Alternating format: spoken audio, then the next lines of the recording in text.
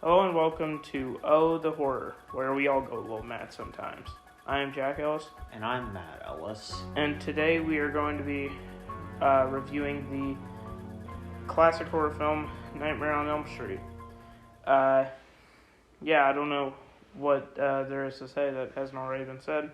So, Matt will actually be narrating this week's video.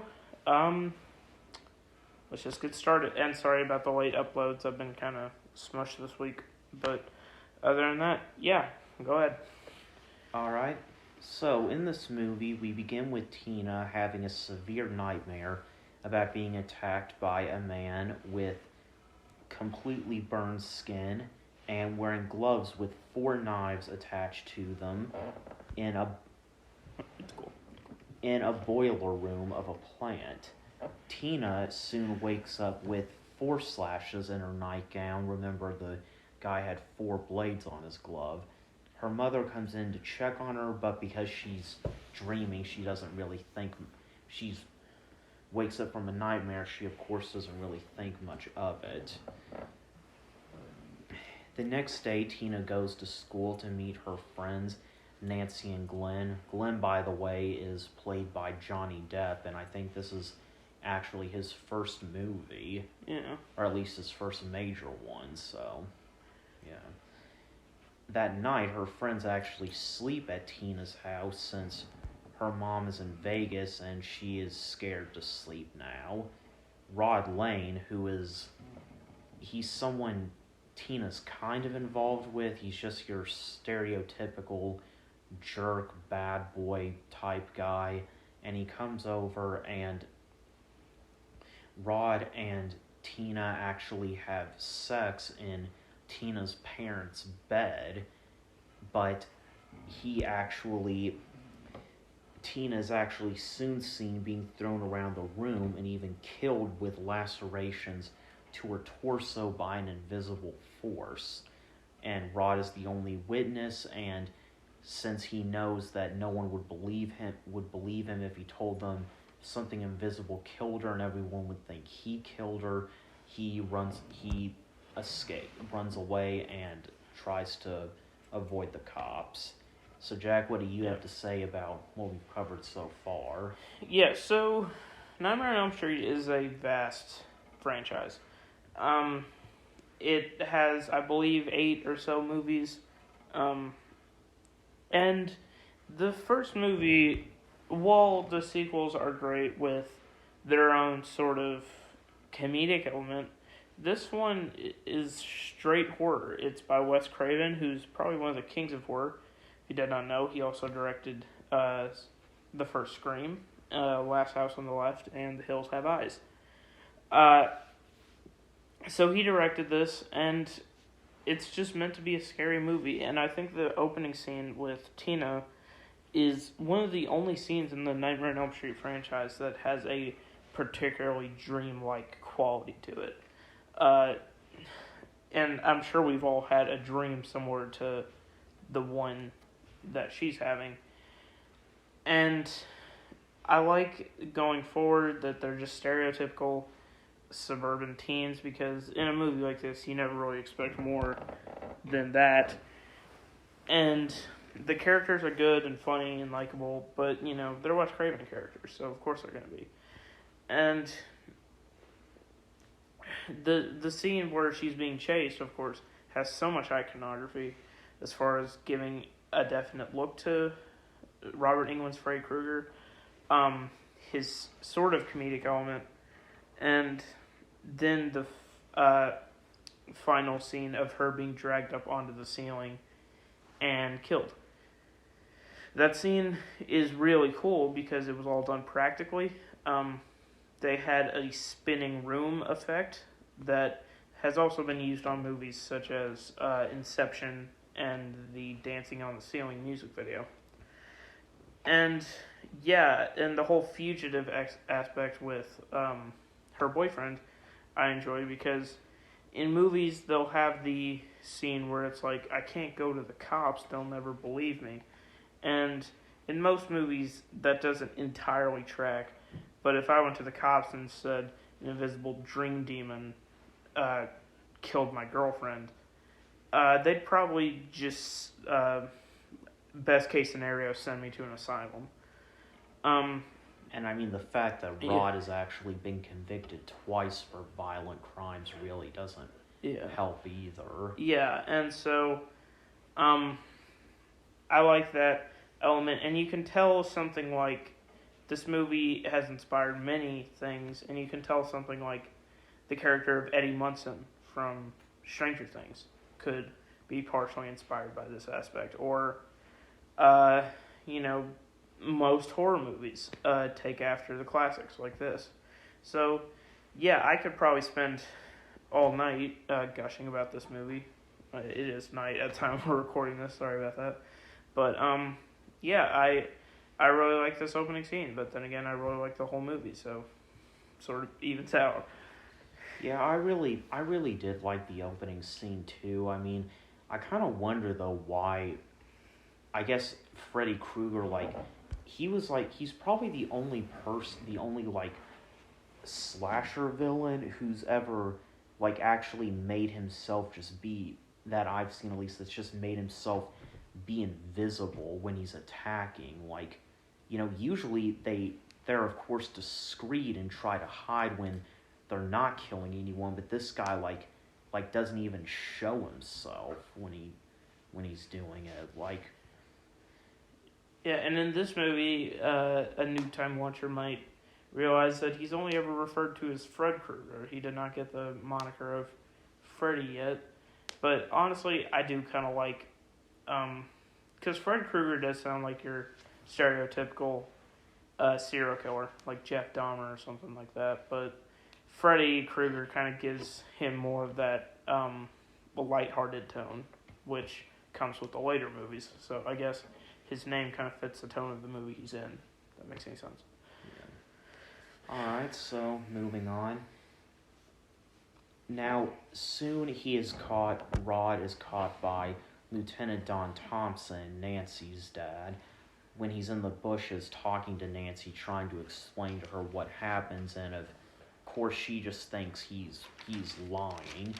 But following all these events, Nancy has a similar nightmare to what Tina, even in the same place of being, she's attacked by the same person and in the same setting as what Tina said happened in her nightmare.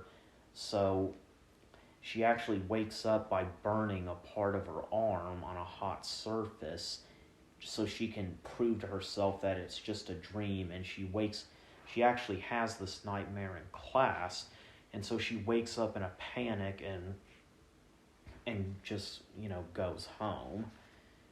And so at this point, Tina decides to go see Rod in jail because she's starting to think he might be onto something. He tells her again what happens, and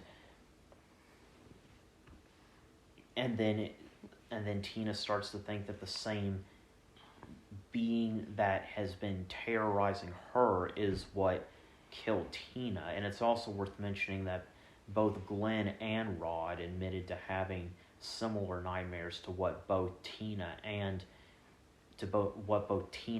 Nancy have been having, so that ought to tell you something. Now, that night, Nancy actually goes to take a bath in her house, and she falls asleep in the tub. And even though her mother kept warning her not to, but she does, and instead of being attacked like Tina was, where she was dragged across the room, she's being dragged. The tub becomes almost like an ocean type looking thing. Like if you've ever seen videos or pictures of what the bottom of the ocean, where it's all dark and you can't see a thing, is, that's kind of what she's being pulled into. But she escapes and emerges, and her mother of course thinks nothing of it again, because she figured that it was just a dream, and she just almost drowned. I'll cover one more part and then we'll open it up to comments.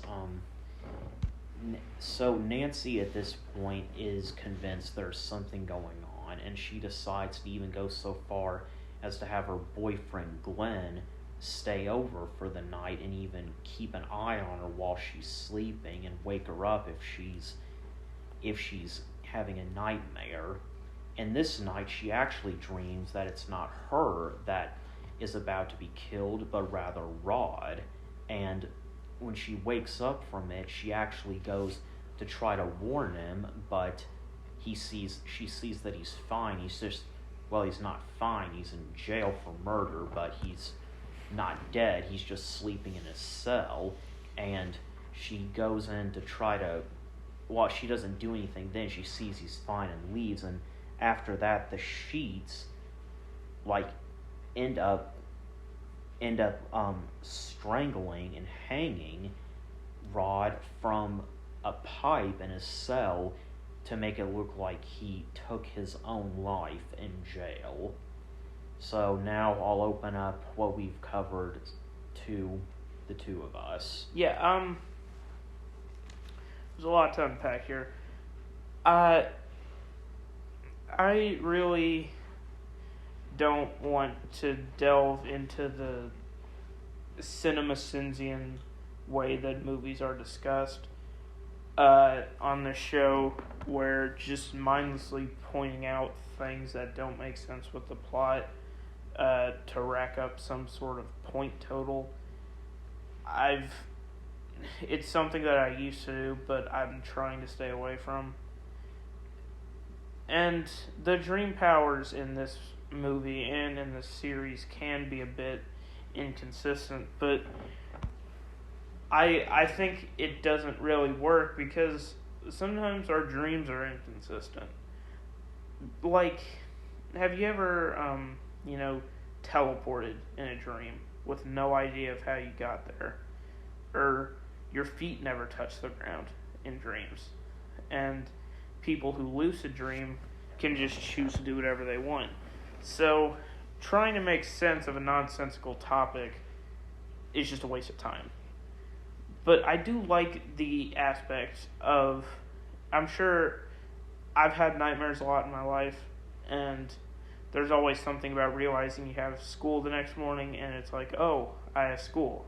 Nothing will hurt me there. There's a lot of people around. But then again, that mindset of not getting killed in a school is a bit outdated. It's still, there's still that aspect. And I can't imagine Rod's poor guy, or Johnny Depp, poor guy's situation. He thinks he's getting invited over for the night, but he's just sort of sitting in a rocking chair while she falls asleep. And the aspect of, Krueger hanging him in his cell and making it look like a suicide, or as I like to call it, the Jeffrey Epstein. I do think that's sort of creepy in a way, but, like, it's got Final Destination, or even more recently, Mithrigan vibes, where it's something so outlandish to the natural world that feels the need to cover its tracks, even though if somebody pointed the finger at them, absolutely no sane person would believe them. So, that it's not needed, but it's fun either way. And yeah, I really like this movie, and I think this area of the film is pretty good. I like this movie too. I mean, one part of this film that I know you said that you don't really like to delve into things that don't have much to do with the plot, but one thing I will point out is that it showed in Glenn's room that above his bed he actually has a stuffed vulture. It's like, who the hell owns a stuffed vulture? Yeah. I'd say he's probably killed just as many people as Freddy. Yeah. And have you ever heard the old joke of what does Freddy Krueger and Bill Cosby have in common? What? If you fall asleep, you're fucked. And they've made fun of this movie in a lot of different pieces of media. Like, have you ever seen The Simpsons Treehouse of Horror when they did a version of Nightmare on Elm Street with groundskeeper Willie as Freddy Krueger? Yeah, I did. Yeah, do you remember how he actually became Freddy Krueger? I think so, yeah. Yeah, he actually, for those of you who don't know, in that episode, Willie was at the school at night when they were having a PTA meeting, and he accidentally caught himself on fire, and he goes into the classroom where the meeting is taking place, and he's just saying, help me, I'm burning, and then Principal Skinner just says, Willie, you're going to have to wait your turn. Mr. Van Houten has the floor. And then while Willie is actually just burning alive, what's his dad? Yeah, Kurt Van Houten is just saying, I'd like for everything that's being served for lunch each month to be sent to the parents. I don't like the idea of Millhouse having sloppy joes twice in one day. And then Willie just disintegrates, and it's like, yeah. And they also did, have you ever heard of Epic Rap Battles of History? Yeah, the Freddy Krueger versus Wolverine one, that's a banger. Yeah, do you remember the part where Wolverine says, the PTA turned your face into Deadpool's ball sack? Yeah, I love that. Yeah. And he says, something like, Jason can't talk, and he rocks the mic better. Yeah. Oh, and my favorite line of his from that one is, you're a pedophile from the Midwest, at least R. Kelly could sing. That's what I was going to say. I love that one. Yeah, that was, although, Krueger did have a few good zingers on Wolverine. Like, one of them was he said, what the fuck's a Wolverine? Some type of an angry beaver.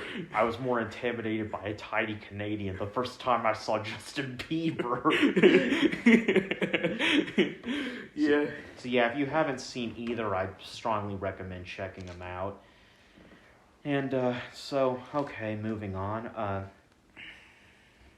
After the death of Rod, Nancy's mom decides to take her to do a sleep study at a hospital, and she has a nightmare just a few minutes into falling asleep there, where the scannings of her brain activity are just going haywire.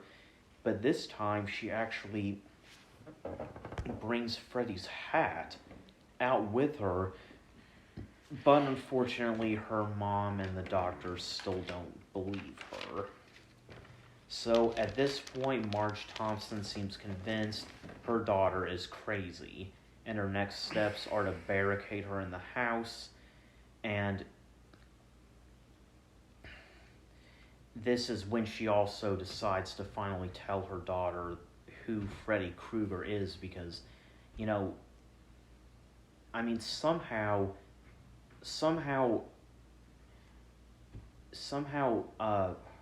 Tina, I don't know why I forgot her name, figured that Freddy Krueger was an actual person, and there would be, I guess probably because she got his hat or something, but she tells her daughter that he was a man who was a serial child killer, and he was supposed to go to jail after killing at least between 20 to 30 kids, but he only didn't because of a technicality.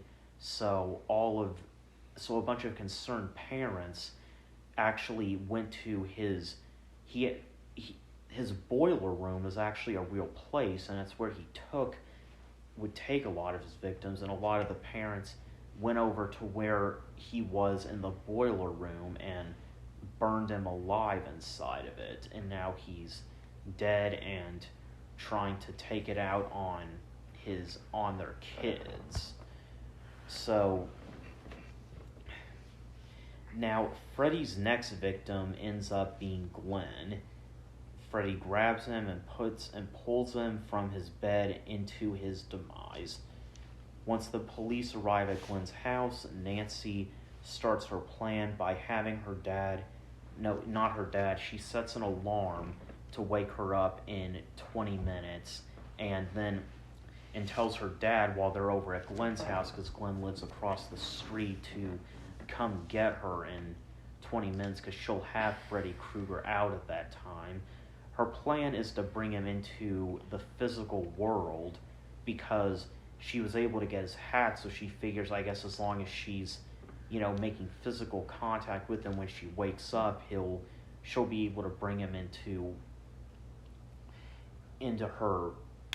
the world while she's awake. So she also rigs the house with a bunch of booby traps, and her plan actually works. She manages to dream, see Freddy, pull him out to where she is and where everybody else is, where they can actually see him, is what I should say. And she runs away from him, and her traps actually do help, but she's not able to get out of the house because of the barricades her mom set up.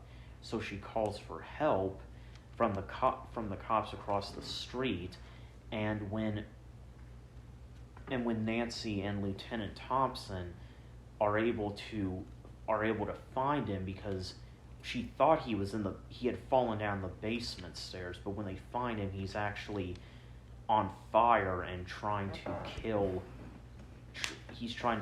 Nancy's mother, and he actually succeeds. He drags her into just nothing, like down into the bed, but it happens while Lieutenant Thompson is watching, so at this point he's gonna believe her, but her mom is gone.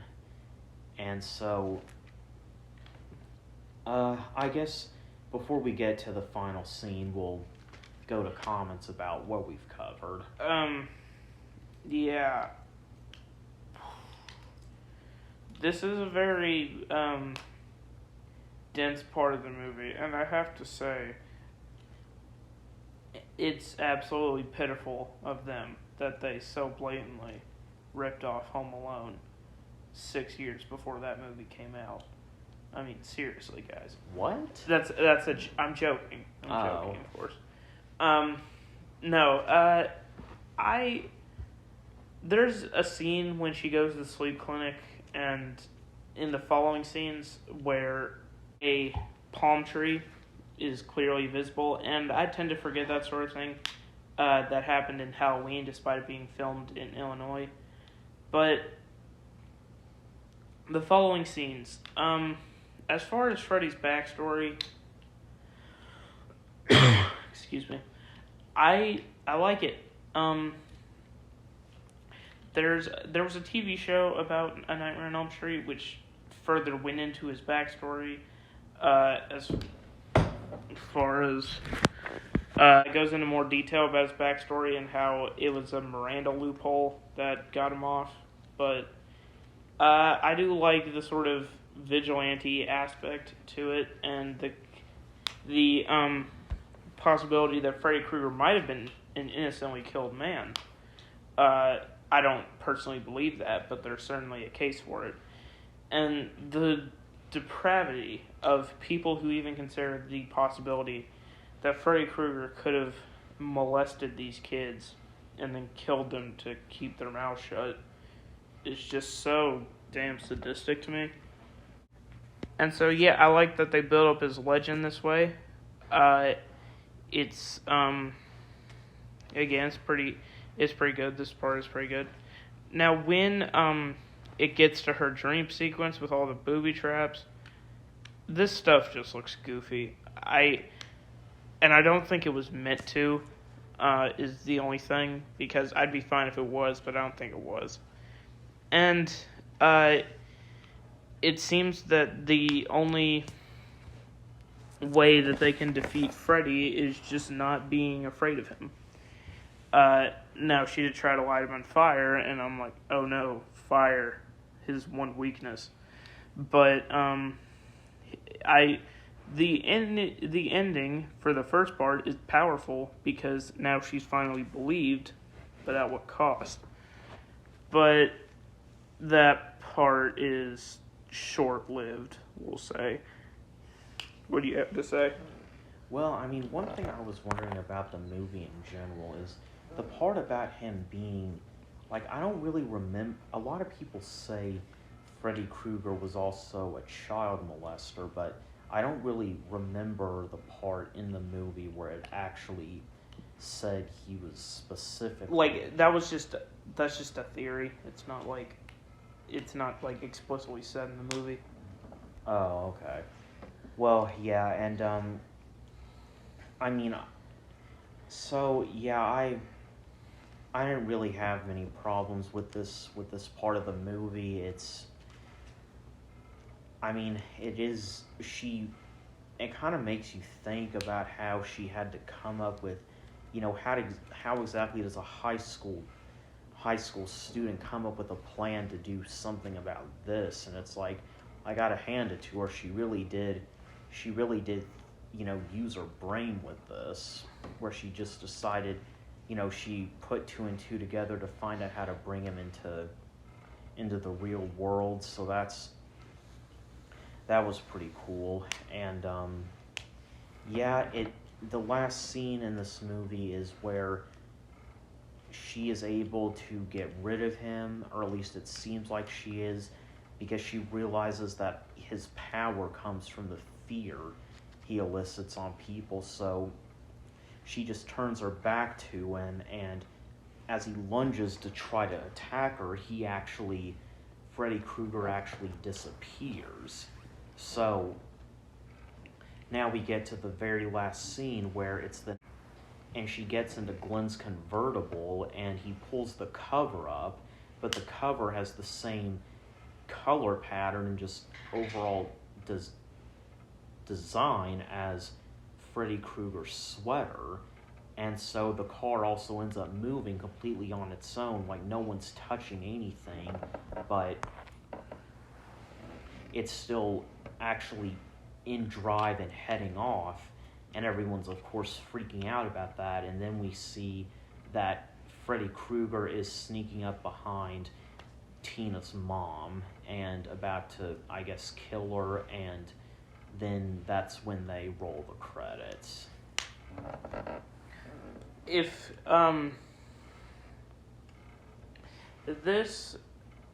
okay, imagine I have like a nice steak dinner in front of me, and everything tastes great so far, and then somebody just walks over and just unabashedly takes a dump on it.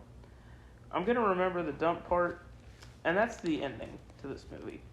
I don't like it. I never have. It's so goofy to me that, okay, it's one of those, oh no endings to a horror movie, and I love those. She gets taken away, and her mother is oblivious, and maybe that should be where it ends. But no, it ends with a freaking mannequin being pulled through the front door, and